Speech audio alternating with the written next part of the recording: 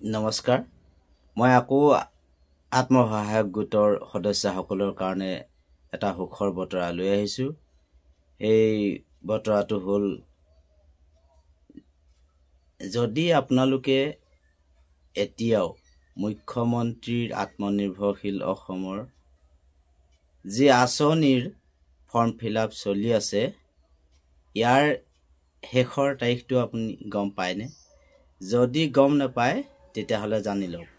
আৰু দুদিনৰ ভিতৰতে আপোনালোকৰ এই ফৰ্ম ফিলআপৰ সময়সীমা বান্ধি দিছে।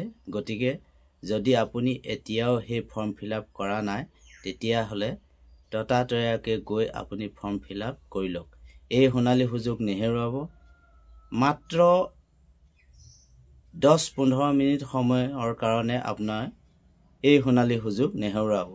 অহা 2025 চনৰ ফেব্ৰুৱাৰী মাহত আপোনাৰ একাউণ্টত 10,000 টকাৰ খুব সুন্দৰ সুযোগ কেতিয়াও নেহেৰুৱাব।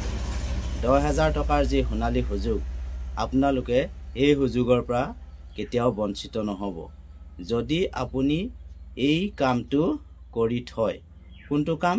যিটো কাম হ'ল এতিয়া মুখ্যমন্ত্ৰী আত্মনিৰ্ভৰশীল অসমৰ যি ফৰ্ম ফিলআপ চলি আছে, যি 10,000 টকাৰ যি ফৰ্ম ফিলআপ চলি আছে, দ্ৰুতগতিত এই কাম চলি আছে।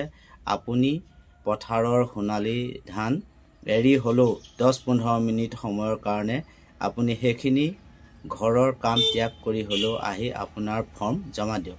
আপোনাৰ ফৰ্মৰ সৈতে আপোনাৰ চহীৰ সৈতে এখন সুন্দৰ ফটো উঠক আৰু 10,000 টকা আপোনাৰ একাউণ্টত সোমোৱাই লওক।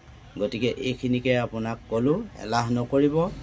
10,000 টকাৰ কাৰণে আপুনি কোনো সোণালী সুযোগ নেহেৰুৱাব। এই সোণালী সুযোগ মাত্ৰ আৰু দুদিনৰ ভিতৰতে শেষ হৈ যাব।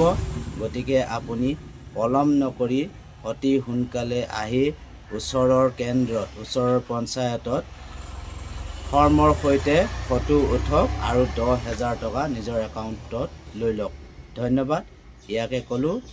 যদি মোৰ চেনেলটোলৈ আপুনি নতুনকৈ আহিছে তেন্তে ছাবস্ক্ৰাইব কৰি বেল আইকনটো দবাই ৰাখক। এনেধৰণৰ নতুন নতুন খবৰ পাই থাকিব। নমস্কাৰ।